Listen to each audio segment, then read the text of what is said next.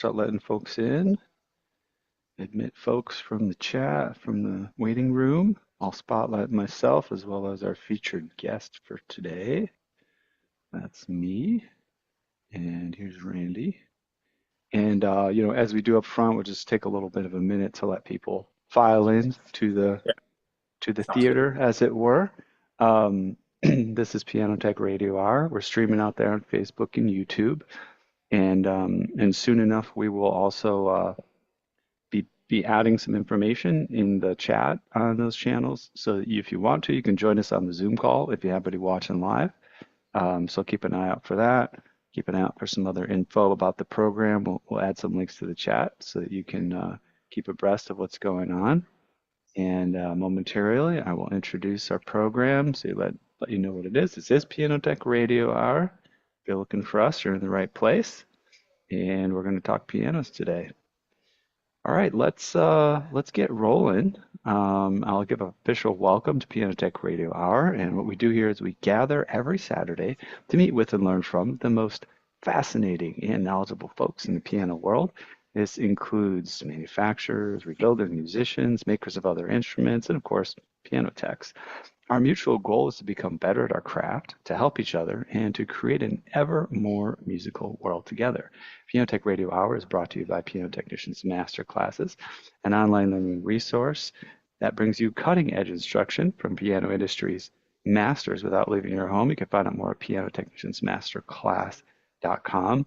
You can subscribe to Piano Tech Radio Hour, which you're watching right now, for just $16 a month. You get direct access to each week's private Zoom call, as well as the archival recordings of over 200 episodes in our member area. You can join by going to bit.ly/join PTRH. That's bit.ly/join PTRH. A couple other shout outs before we introduce our guest.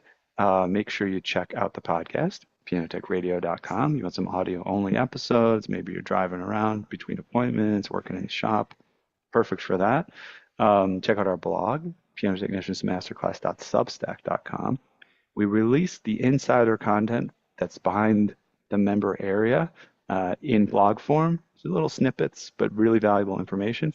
You check out the blog, you find a topic that you like or is giving you some value, and you can subscribe and find out more. Check out the individual lectures. Make sure you check out our social media channels. We got Facebook, Instagram, LinkedIn, Twitter. We're pretty active on all of those. Keep up with us. You can find our link tree, linktr.ee, Piano Tech Masterclass. You'll get all our social media channels. And we'll be posting a link in the chat on our social media channels. If you do want to join the Zoom call, you should be able to register to do that if you get in soon enough. We'll make sure you have the right link. Let me make sure the one that we have in here on file is correct. I think, Justice, that link that we have, I think we need to adapt it slightly. Oh, I'll get the right. It might be 211. Yeah, it's the number at the end of the link is 211 instead of 210. But yeah, all right, sounds good. Let's introduce our featured guest for the day, and his name is Randy Cassotto. He's a master craftsman specializing in custom piano tuning hammers with a focus on innovation and quality. He's born and raised in Provo, Utah. He began his career at Craft Supplies during his piano service apprenticeship under RPT and head tech at BYU, Keith Kopp. Over the past 20 years, Randy has honed his skills in creating custom levers, taking his craft seriously in 2020 in the development of his first product, the Smartlever, featuring a quick change magnetic tip release. Randy recently formed Cassotto Levers, LLC, separating it from his original company, 88 on Pitch. This new venture focuses on high-quality piano tuning hammers and bespoke gifts. He is currently developing a new website, actively engages in the community through Facebook and Instagram with plans to grow his newly launched YouTube channel. Throughout his career, Randy has focused on the evolution of levers, exploring various body styles, weights, finishes, and graphics. Commitment to quality and innovation has made his products highly sought after by piano technicians and enthusiasts alike. He continues to develop the company, and he remains dedicated to his craft, constantly pushing the boundaries of what is possible in the world of piano tuning hammer. Let's not exaggerate now. I have to say though, I mean, when I see your piano tuning hammers, it really feels like it. I mean, if I were to say like a luxury piano tuning hammer, like that is, it's like a level above what I would consider possible, Well, thank you. Yeah, somehow. available. Yeah, Well, thank you for inviting me here, Ethan, yeah, and Justice. Greetings. But yeah, it feels like it's one of those things where technicians say, I would love to buy one, but I'm afraid to drop it." So it's somehow it's become a little bit of a luxury item, but you know, everyone likes luxury from time to time. yeah. I mean, there's something to be said for that. I kind of actually aspire to be the tech that has like a lot of like really, fancy looking tools. And what it ends up being is I'm kind of like half and half. Some of my tools are just like, it's been there Sure. forever. It's like I picked it up at from some giveaway thing, in some box, some old thing that you probably couldn't even find, these days. And I, then I've got some other stuff that I treasure. Um, but what's been your approach? Have you always been kind of like a tool aficionado? Do you keep your own, besides your tuning hammers, very I well mean, not kept really. or No, I okay. mean, I think if I've always been a very handy person. So when it comes out to needing a tool or an item, I will usually do a good amount of reviews, studies on reviews, and then I just buy either what's in my price range, or if I know that someone recommends something that is going to last a lot longer, you're going to spend a lot more money doing it, but I know I'm going to be using that item a lot longer, then sure, I'll probably splurge for it. But no, I would say just like you, my mix of tools it's a hodgepodge. It's all ages, conditions, as long as it is functional and is going to last. That's my biggest thing is I want any tool I'm going to buy to last. And do I go to, places like Harbor Freight or other stores that, you're getting a little bit of a lower quality product, but, a lot of those lower quality products that are rated by people, they're not so low. So I'm Hmm. willing to try a lot of different things. And you may find something that is $100 versus $20, and I'll go with the $20 and be very happy. But every now and then things do break down. So, with my toolkit, it's all over the place. Yeah. It's also, does it work? Because that's the where I've been bitten several Right. times. It's like get the tool and it's like so weirdly designed that it's actually non-functional. And I Sure. feel like if I don't know if they would admit to it, but they're like the supply houses, I think they have the kind of what I would call like the sucker level tools where they think, yeah, if you think it's supposed to be this cheap, you deserve this. We're going to ship it to you. Then you can Right. find out that it Yeah. doesn't work, and then you'll come back and buy Sure. the better option. But well, let's dive back a little bit into your history. Sounds like you had the privilege of studying with Keith Kopp as a really well-respected technician in the industry. What about your involvement with sort of music in general? What led you to uh, be working with pianos? What got you interested in the first place? How long has this passion been alive with you? I mean, I started playing, I think, organ at my grandmother's, house when I was a kid, and I started taking lessons when I was about 12 years old on piano because I just really had a desire to listen to music and to love music. I remember as a kid, I'd watch Mickey Mouse, and Mickey Mouse back then had a lot of symphonic music, classical music, and I feel like a lot of kids were very drawn to the cartoon aspect of it. But for me, I was watching it, but I was really listening to music, so I knew at a young age I absolutely love music. I just didn't know where I was going to go because at that stage you have a lot of things going on. But I would think that in my musical career, I stuck with piano because in college I was going into my freshman year at Westfield State College in Massachusetts. I was actually going to be a music educator. I want to go into secondary education, and I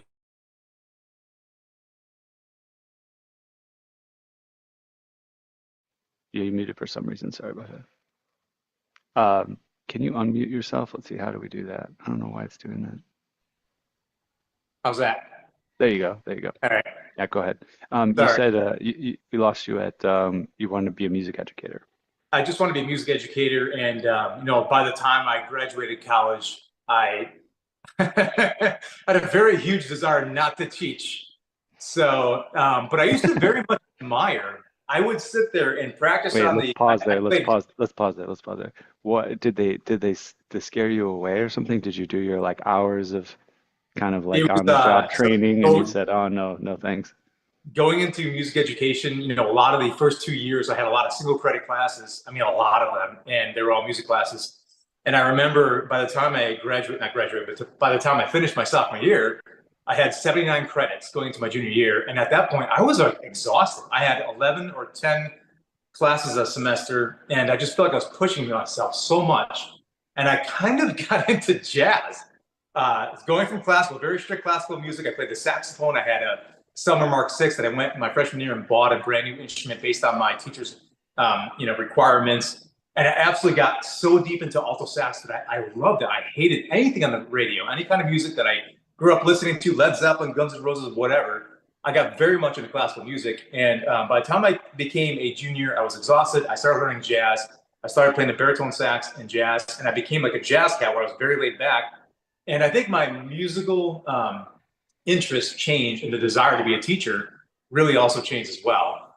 And by the time I graduated, I knew that I was on the wrong path, but I knew I wanted something with music. But the thing is, I remember is that when I would be practicing saxophone in they had a large Jorgensen room, like a recital room, I would always go in and rehearse the saxophone, but the piano technician would come in a couple times a year, and he had a full suit, like a bodysuit on. I'm not sure why, but I thought that was just how technicians dressed.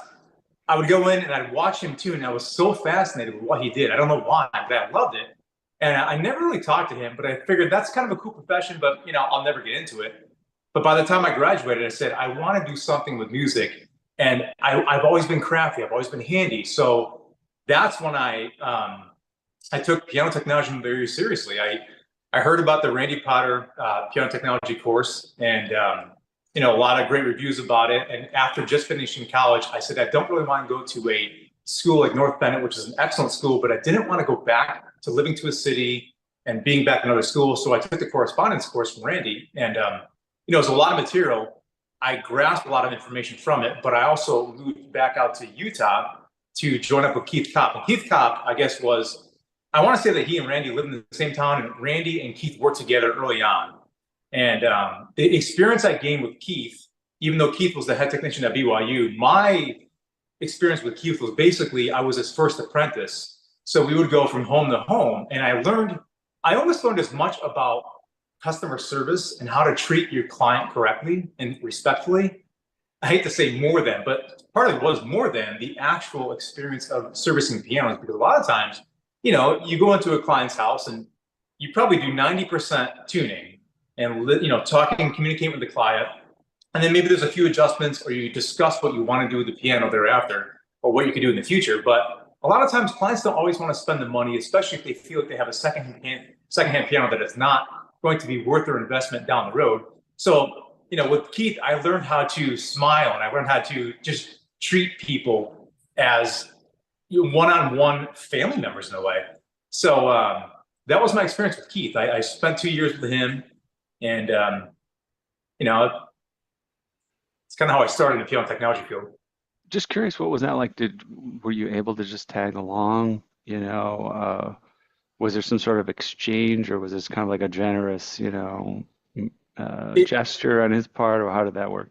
I think it was a trial on both of our parts, because he's never taken on an apprentice, but knew he could probably push himself a little bit more in his own business by offering more services. So, if I was there and he was tuning, during the times of tuning, I would get under him and, make a, let off adjustment or something where I can access below what he was doing.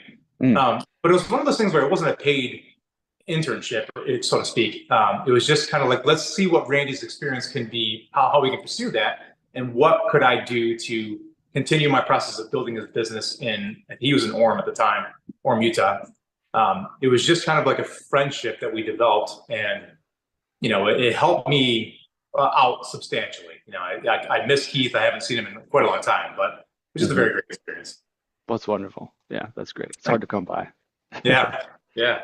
Um, so that's great. So it's just kind of like a musical, you had that kind of desire to have a musical life, and this came to be, oh hey, here's a way I can make money. It's not this classroom stuff, which I found out is probably not for me.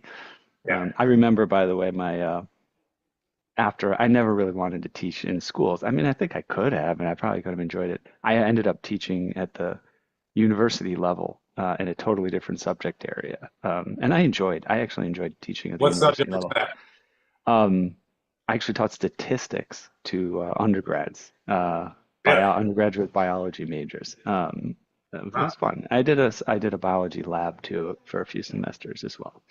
But but but when I thought of teaching like the high school level, I did some a little bit of substitute teaching when I graduated college because it's an easy gig you could get, and they needed people.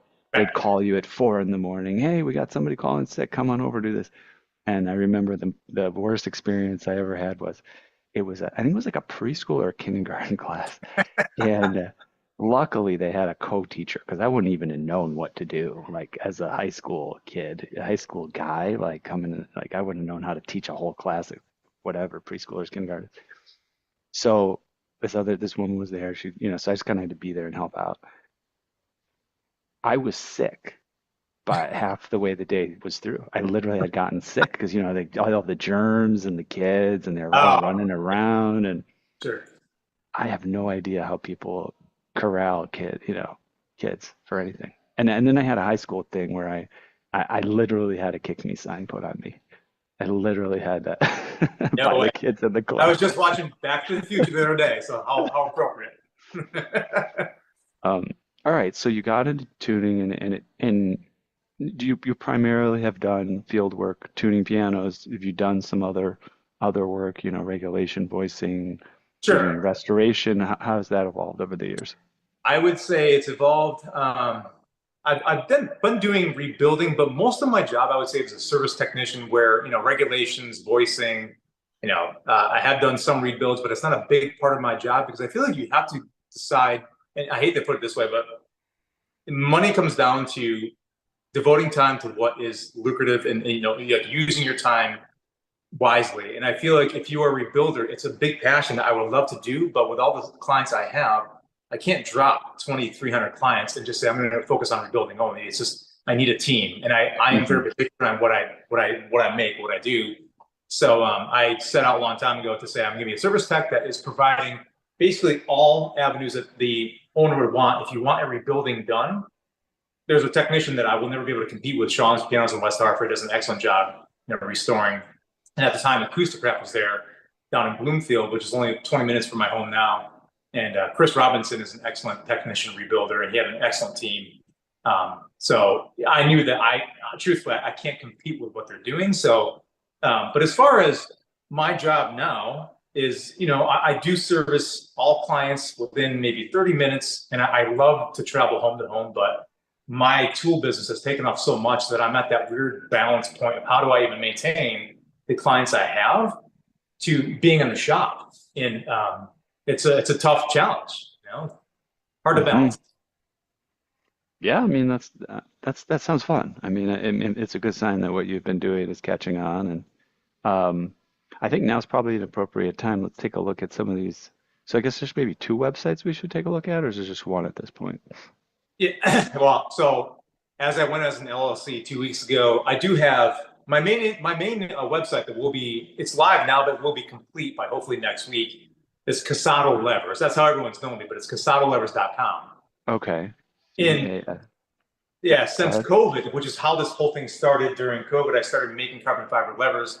I've been using my business name, which is 88 on pitch. Hmm. So if someone wanted to buy a tuning lever, it's still live. They can do it now, but you can go to 88onpitch.com/levers, and you'll Okay. see everything I offer as far as tips, like prestige tips and whatever else. Hmm. So that will still continue to be live, but I'm going to push everybody there to say Cassotto Levers is the primary go-to website. Okay. Let me just But bring those up, and then we'll take a look, and maybe you can give us a little tour of some of the stuff. So, okay, so here's your website, and this is just kind of this is my 88 on pitch website. This is where people have gone, even though I modify the website all the time and I make the mhm. changes. I feel like I'm obsessed with making it look good. If they go to the levers page, It's Yeah, still live. that's This here. still will work for orders, but I'm going to diminish or reduce everything on this site and just have a separate link to say, please start using CassottoLevers.com. But you can get a Hmm. gist of everything I offer on this current website. And yeah, Okay. it's worked. So yeah, so just that, so that was 80 items. That's your personal website. I mean, your business tuning website, basically, where most of Sure. your Yeah. clients call for work. And then this was like a subdomain. And then this is you said this is your new site, which is like Which is maybe actively, not. Yeah, go yeah. ahead. It's no, I'm sorry. It's being worked on. Like I just Hmm. started the website up last week, to be honest. And if you go into like where it says levers on the top, you can see create your own and current inventory. It's Hmm. still not done, but the create your own is where I would say 95% of the technicians that use me, they Hmm. go into creating their own because they get to, utilize what I Hmm. want to do or what they want to do. So uh, Mm. that current inventory is not up to date. Right, That the right, whole right. website has to be. I'm working on it, but it just takes time. But Is the create your own on this one too as well, or no, no? it is. But you Yeah. can see what I still offer on the CassottoLevers.com. That has most everything on there for creating Okay. your own, with the exception of finish type. Like I offer a couple of different types of finish. Like you can do a high gloss finish, which is custom. I mean, is the traditional way of doing it, or I offer like a satin finish. And there's also a natural finish, which I don't always recommend, but it does give you that more feel of natural wood more than epoxy and the Hmm. which I'm using. But yeah, what you're looking at right now is my current, soon to be full time website that technicians can order from directly. Very cool. Yeah, So thanks. you get the Mario Egret endorsement. That's cool. Head angle tips and inserts. So maybe let me try this process here real quick. So just to see if I can understand it. So we pick the kind of angled head that we want. So Sure. you literally just get. Is this something where is this where we're just kind of learning about it? Is it? I feel like I went to a site at one point, and maybe it was older, maybe it's still here, maybe it's different, where you actually had like a little checklist where you could check the different options. Is That's that at the is that bottom of this page. So if they okay? this is giving them a synopsis of everything that I offer, but if you go to the very Okay. bottom of the page, Oh yeah, there you go. yeah, they can order as they feel necessary, or they can just contact me directly, and I'll still send them that link to this page, saying, "Hey, go to the bottom of the page. You can see the checklist and Hmm. decide to choose whatever you like." And once they send me the information, I just come back and give them my input on it and say, "If you want to move forward, give me the green light." And once the green light happens, the payment request happens, everything else. But I feel like it's best for me to at least see an idea as to what you're offering on the same page, as well as here's the order form. But that's Right. not for everybody. Sometimes people just want to see the order form only. So, Right. to each his own. Yeah, I see. Well, that's cool though, because I mean, it gives you a lot of options, and even if you're just kind of like trying to figure out what you want, you get to see all the different things that are available, different types of Sure. finishes, the And it can be logo. overwhelming, and I understand that. It's probably easy to say, here's my three types of levers, here's the three sizes I make. But the reality is, I would say the vast majority of the technicians that order from me Hmm. have very specific desires and lengths and ball diameter or no ball. There's a lot of different technicians. It seems like a new thing where they want to try a lot. And when I say they want to try a lot, I have multiple technicians who have bought two, three. I've had one technician buy four levers from me. It's not necessary, but I feel like it's one of those, like you said, luxury items that once you kind of get into it, if you like that field and technology, you just Yeah. kind of want to keep seeing what else can I do? What else does he have? So this is where I kind of shine as far as finishes go, and all different body styles. But I do at the very top, and just in my business in general, I haven't had them here laid out, but I focus on six main body styles, which is still a lot, and you only really need one. But Hmm. there's something for everyone, and that's what I want to offer. But I learned, years ago when I was working with Keith, that he bought a tuning lever. I want to say is it Mike Callahan? He was in Salt Lake City. I'm just going to pop this one up here so you can take a look at it, or you can see it Oh, right there. just a second. Let me unshare the screen so we can check that out. It's a classic lever. So his design was very similar to this, and having the ball, to Hmm. me, when I started using Keith's lever, Uh-huh. was paramount in just control. So I saw what Mike was making, And I started when I worked at the wood turning company in Utah in '03. I said, I want to start making my own tools. So I got my first lathe, which is in another room, but I got my first lathe and I figured out how can I make this so it fits my hand and is fitting what I'm trying to, pursue in technology. And it was very much based on his design, just smaller. And Mm, it's evolved from there. So ever since I started tuning pianos, I bought one tuning lever from Shaft. It was the extension lever that was extremely heavy.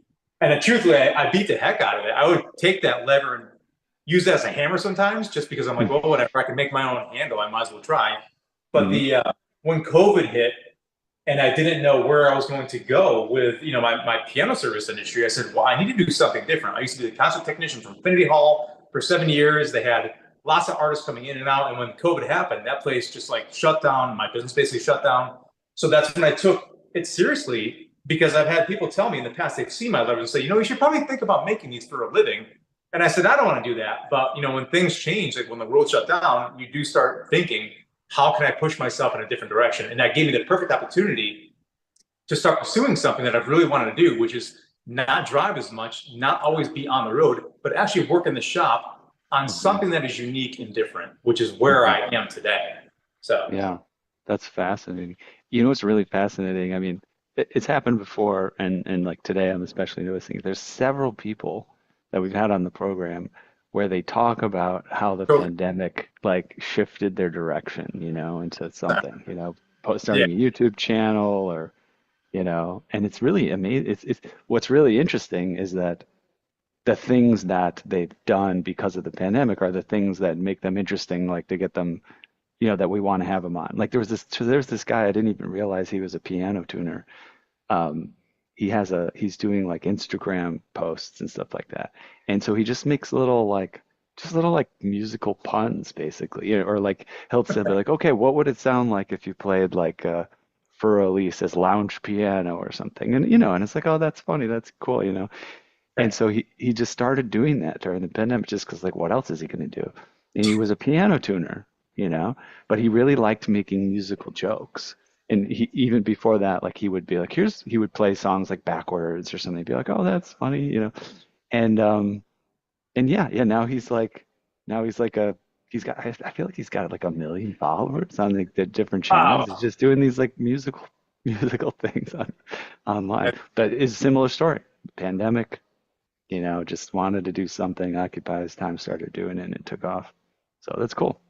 Same with you, right? That's how you've taken off so At much. least with this program specifically. And what's interesting about what I was doing is I started the master classes before the pandemic. In 2017, I started doing the online master classes. And at the time, you know, there was a handful of people that got it. They're like, oh yeah, this is great, this is cool. Why not? Especially people that live in different countries, or just don't have access to information as easily. That made total sense to them. Then there were all Sure. these people who were like, oh, that doesn't make any sense. I'll just do something in person. Why would I do it online? But that was booked back in 2017, and then of course the pandemic rolls around and everybody's like, oh yeah, this makes a lot of sense right now. Right. So that was helpful for furthering what I had already been pursuing. And then this particular program was we had a couple online sort of conventions or get-togethers during the pandemic when everybody was kind of out of work and didn't know what to do. We had 500 people on a Zoom call back Wow. in yeah, back in early pandemic. It was pretty insane. Of That's course, great. like they were all like wondering if they were going to be alive the next week, but yeah, they were all there. Yeah, not a good time, but Yeah, what but do we you say? we made it through it. We're well beyond it now, thank goodness. But Yeah. but what is interesting is that it did spark a lot of creativity and new Yeah. endeavors and interesting things. Right. 100%. Um, so I have a couple of questions. I want to actually go back to the screen share a little bit, and I may be asking you for insight or secrets or something, so you don't have to answer any of these things. But um, I'm curious. I actually have always wondered that. I feel like I kind of know, but maybe not. So the carbon fiber, right? It's literally like a sheet that you wrap around like a core tubular base, right? That's Right. what carbon fiber means? Is that true? Basically, interwoven carbon that's mixed with epoxy. and Uh-huh. it's rolled. Or there's different methods that's used, but obviously in our application for tuning levers, it's rolled into a core.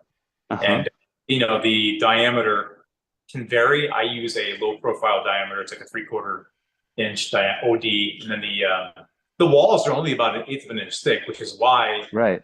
can also get so much less weight and just as much power, if not more. It's been said that steel versus carbon fiber is twice as strong, or I should say, carbon fiber is twice as strong as steel. Twice as strong as steel.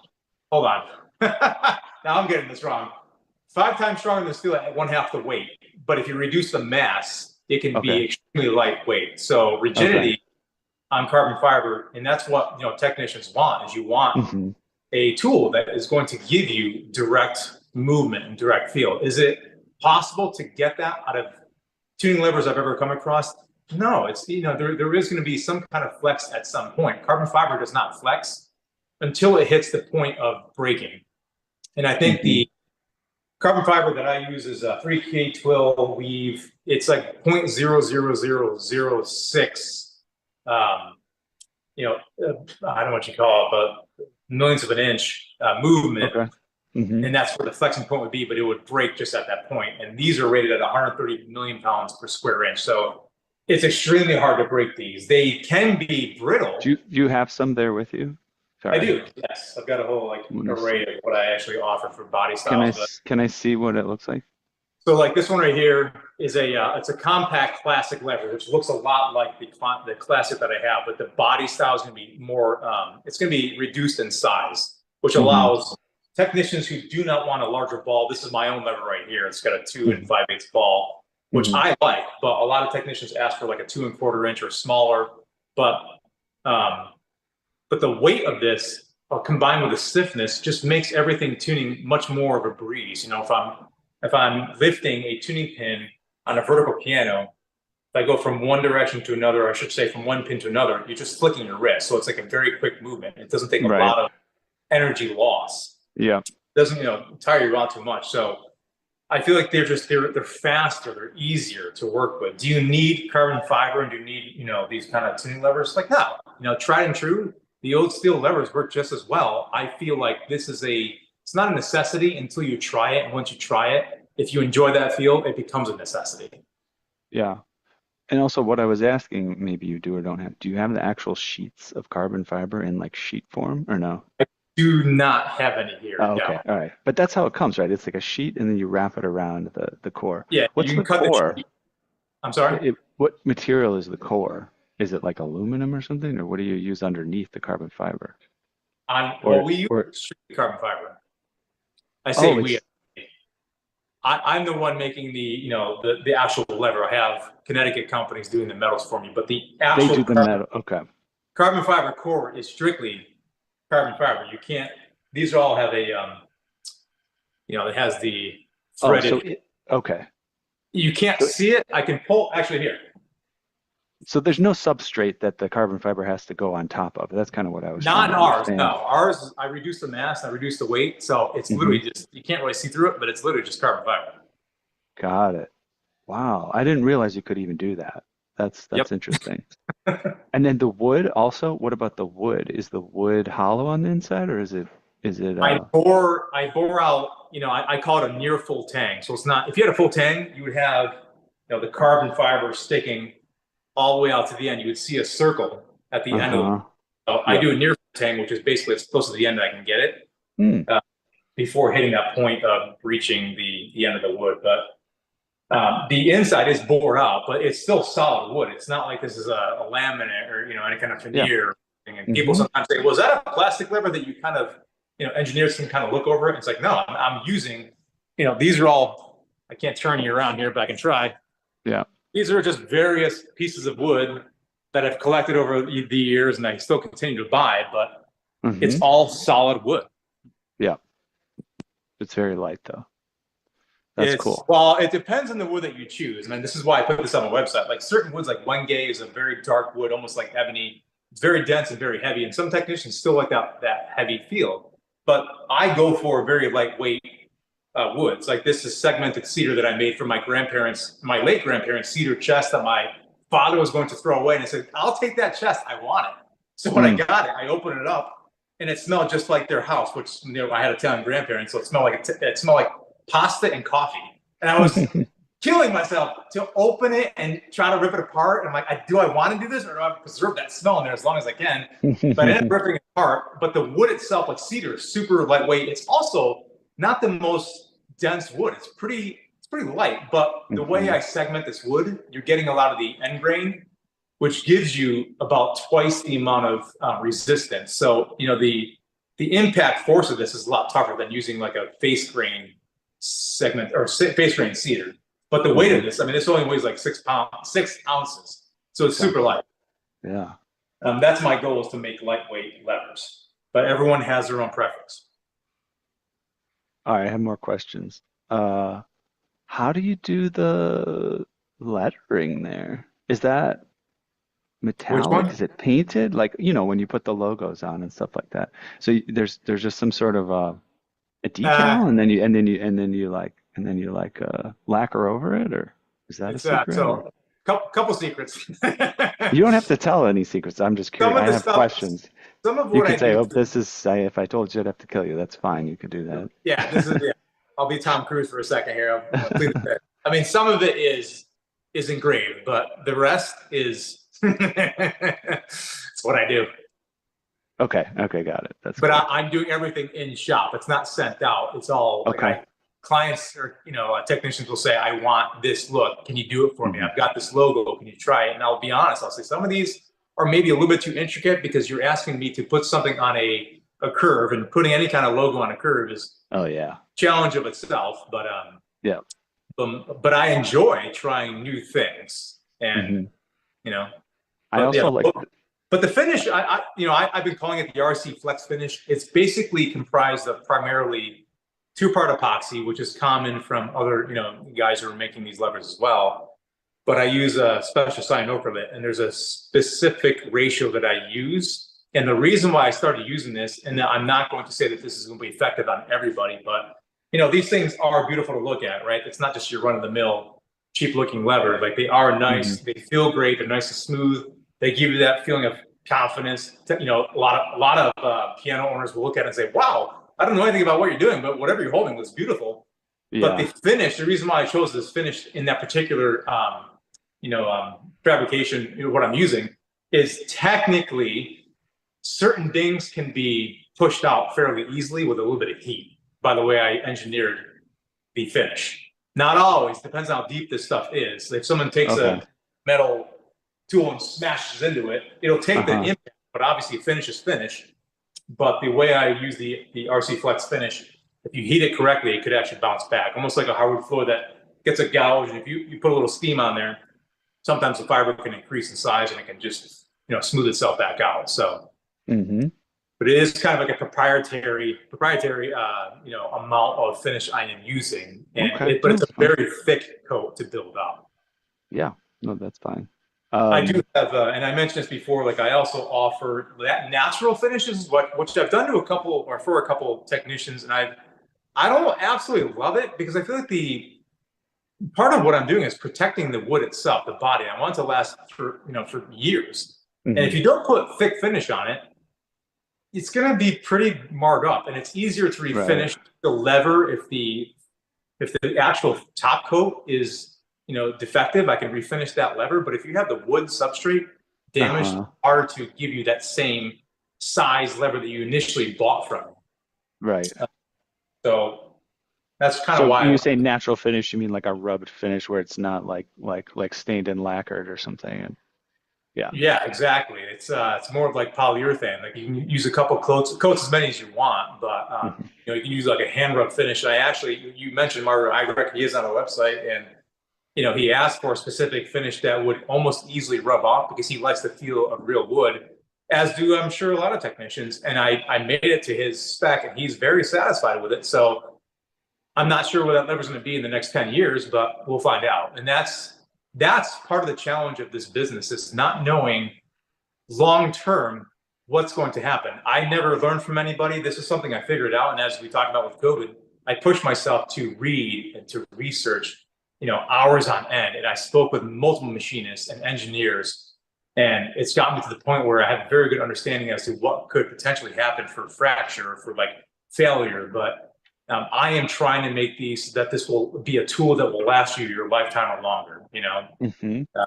And it does come with hiccups and roadblocks, but as long as you overcome them and you push on, that's the main goal of me. And then, again, I mean, not to cut you off or anything, but the reason why I started this business is I'm kind of tired, and this goes back to what we initially talked about, having cheap tools versus tools that last. There are so many times I did buy the cheap tool to get me through one task, but you use it for a second task, and it may have already failed. So my goal was to use all US metals, and there are two companies that are within about 25 minutes of where I live. One of the guys I've known for years, he owns a very large company that is machining for the military and for medical field, and he has helped me do a lot of the engineering and the metal work for everything I make with the tips that we have and for the aerospace heads that we use. And I wanted everything made in the United States. And truthfully, I've actually had a couple inserts. Like these are steel, case hardened steel inserts that are super tough. But if you overheat treat them, they can fracture. They could become brittle. And even with engineers giving me some reference points as to how you can actually make this a perfect tool, things do fail. There is fatigue that comes in place. But again, if you overheat something, then it becomes very strong, but can become very brittle. So we have learned from our mistakes and we just move on. But inside of what? Can you still hear me? It says my internet's unstable. Can you hear me okay? I can hear you. You're a little chopped up, Okay. but I can see you. Okay, I think it stopped. I also like the transitional element, the way you're transitioning from the carbon fiber to the wood, like the kind of like smooth transition as well. That's pretty cool. Yeah, thank you. It's you can see that. Yeah. Does the carbon fiber flare out, or is it more? Okay, so yeah, the carbon fiber itself actually has some flare to it. Eh. Kind of. No. Okay. No, that's the finish. That's the finish. Okay. Um, what was I gonna? Oh, I want to talk about your concept of expansion here as well. So let me share again. So if we go to this home, actually, before we do that, let me stop the share. You and I did not talk about this beforehand, so you could answer however you like.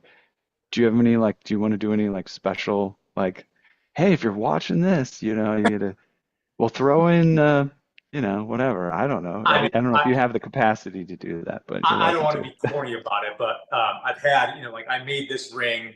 I made other rings for, various friends Uh-huh. of mine and just people who I don't even know, but they're asking me, well, I've known you, I've been following you for such a long time on Facebook and, Instagram. And can you make this? Because I know some guys that make tools with a wood turning lathe that they can make other things. And I said, well, what do you want? So lately, because I've turned my Cassotto Levers into an LLC, I've had a lot of random orders of like pizza cutters and rings and like shaving kits and whatever. So truthfully, I'm actually not pushing off, but I'm branching off into a different direction that has nothing to do with piano technology or anything with Mm-hmm. pianos or tuning Right. levers. But Cassotto Levers will also be accommodating other people that have nothing to do with piano. So like, I want to make this more of my business, which is why if you look, like you just brought that to the first page. If you go around the bottom of that page, you will see here are rings and wherever else.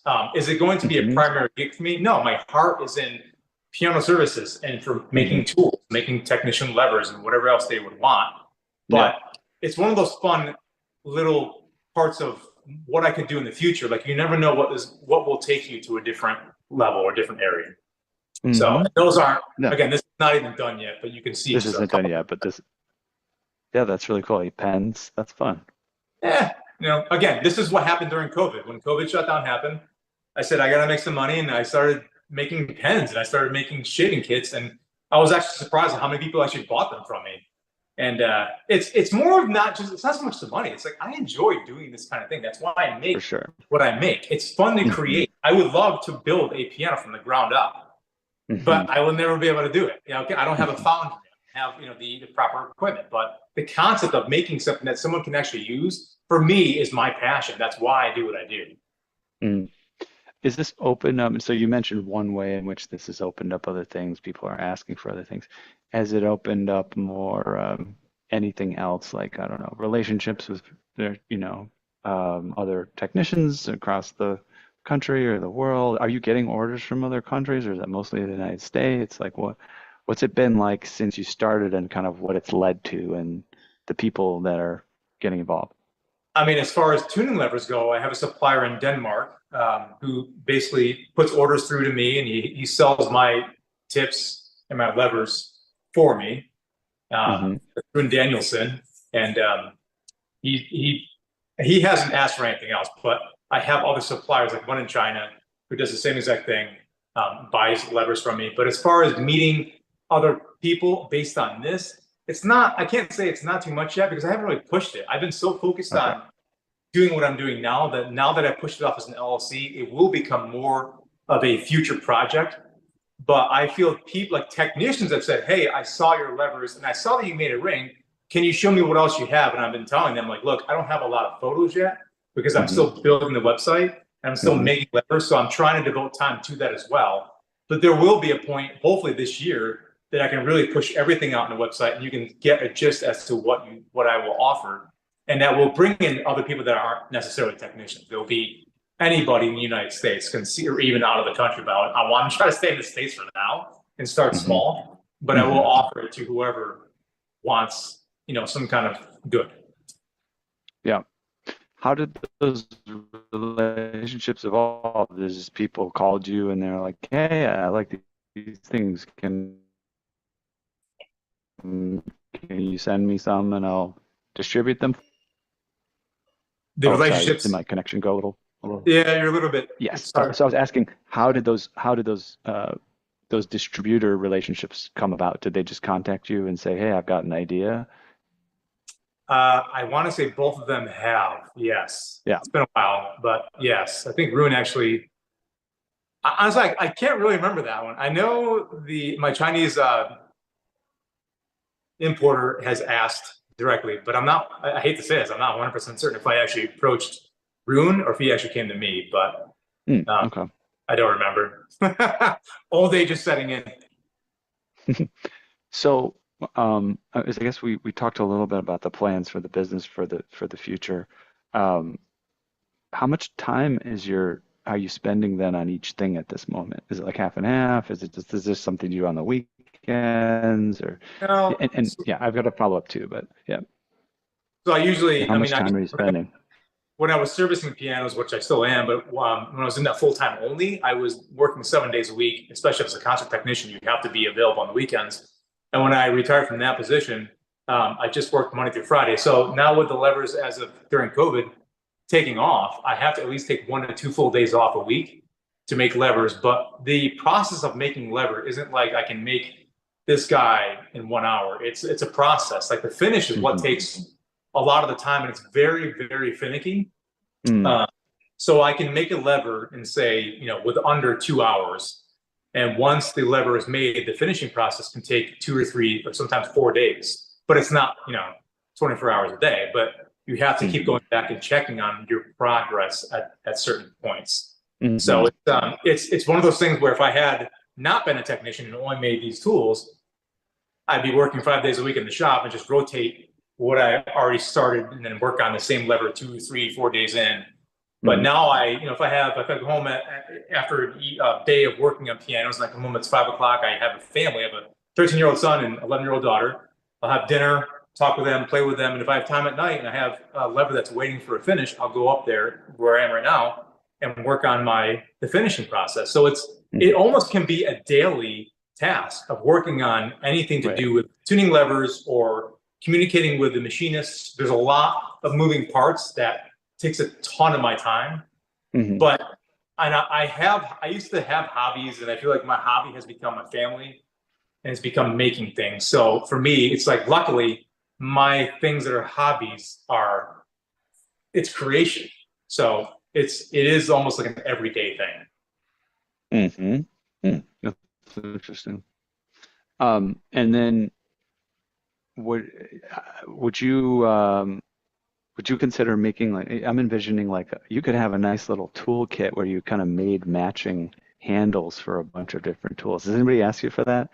I feel like that would be the pinnacle of like I'm a luxury piano tech. Like I've all Randy made my custom set. Each little tool has its own little matching handle or something.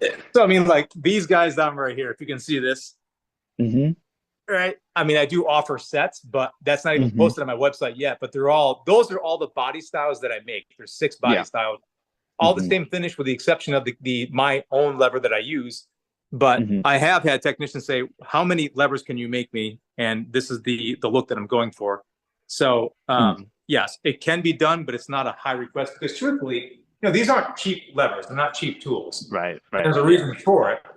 So, but it could be a collection over X amount of years. Like I said, I've had technicians buy up to 4 levers from me, but it's not always they're asking for the same exact design. Sometimes I see, like I've been wanting to buy one of your levers. This could be a new technician say, I want to buy one of your levers, but every time you post something on Instagram, like I like that one better. Then you post one a week later, I'm like, I like that one better.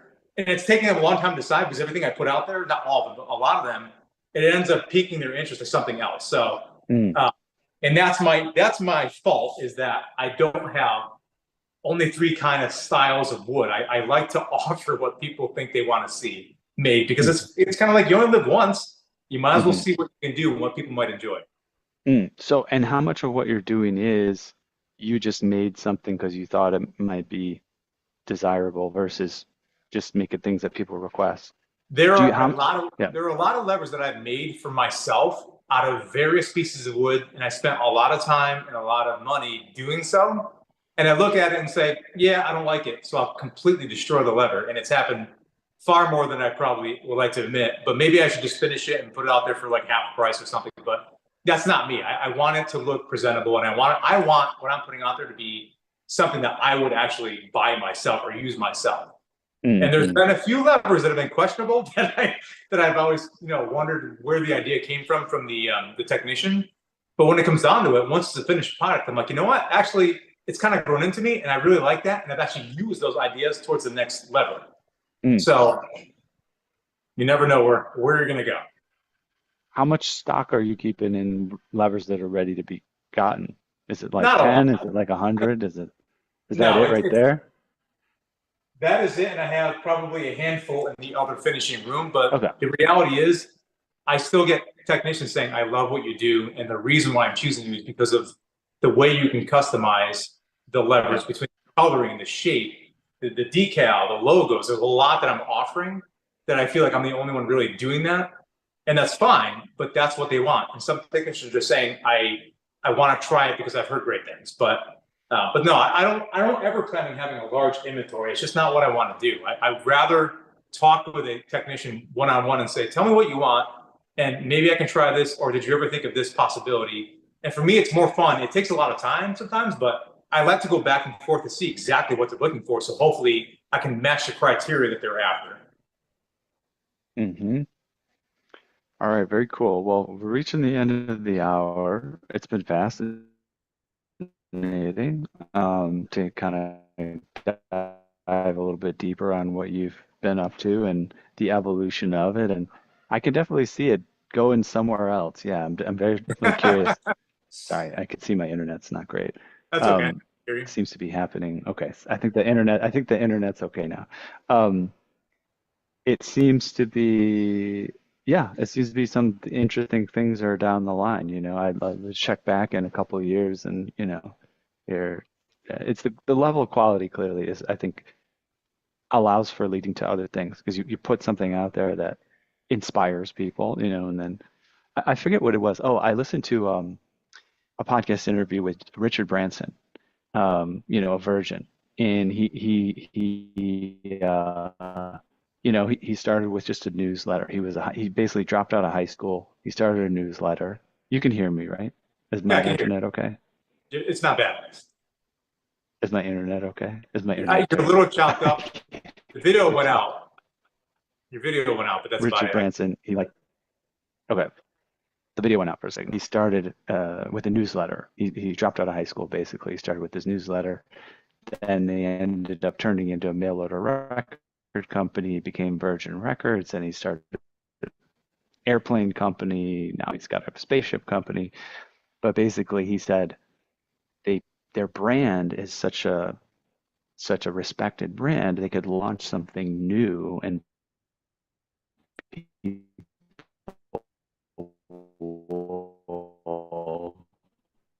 be interested in it because of what they've already established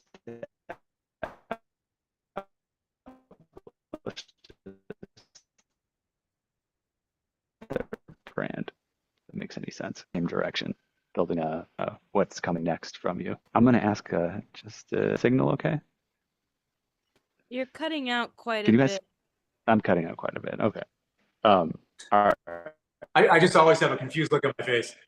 Well, I was just a no, I was just Yeah. about to wrap up anyways. Can you hear me enough to wrap up? Yes. Wow, it seems like I'm cutting out a ton because I can tell you guys are like baffled. Um, all right, I will okay guys, I'm so sorry. Kind of like a nice cleaner moment for so I'll do the sign off now. I will say we have reached well, actually before I do that, just remind people, Randy, where to go to find out more about you and what you're up to. Sure. Yeah, they can still The go to Cassotto Levers. website and the socials that are Yeah, they can go on my Facebook and my Instagram. cassotolevers.com. Perfect. Yeah, Facebook and Instagram. I have, I just started Cassotto Levers LLC, so it's going to be everything is like new, getting new people in. But CassottoLevers.com is probably the best place to go because it'll still be updated. And I hope by next week, next Saturday, it'll be completely done, and they can see everything they need to. But if they want to, they can still go to 8ampitch.com /levers, and they can see everything I've got to offer as far as custom levers. But the new website is what I want people to start using in the future. And unfortunately, I didn't have enough time to finish it because I didn't make the decision until last week, but here we are. So CassottoLevers.com. Perfect. Justice, are you interested in reading the outro by any chance? Sure. Okay. Do you Sure. want me to put you on camera or just do you want to be the voice of God? Let me just make sure I'm reading the right thing. Yeah. Go towards the bottom of the page where it says closing and outro, Oh, okay. where it says okay. Go ahead and read Okay. that so we know that it comes through. Okay. Well, we've reached the end of another musical journey here at Piano Tech Radio Hour. Thanks to Randy for joining us today. As always, we're brought to you by Piano Technicians Masterclasses, cutting edge instruction from piano industry masters without leaving your home. For those of you that joined us today by signing up for this session individually, you can make your life more convenient by subscribing to Piano Tech Radio Hour at just $16 a month. You'll get the recording of today's session in our member area, as well as automatic registration for each week's new session. Sign up at bit.ly/join PTRH. That's bit.ly/PTRH. And we'll see you again next week. Thank you for being here. Thank you for Thank you, having me. Justice. I appreciate that. Thanks a lot, Thank you. Randy. Appreciate it. Actually, Randy, if you want to jump back on this Zoom link after Sure. I end it, and we'll chat for a second. All Great. right, catch you later, Thank you so everyone. much.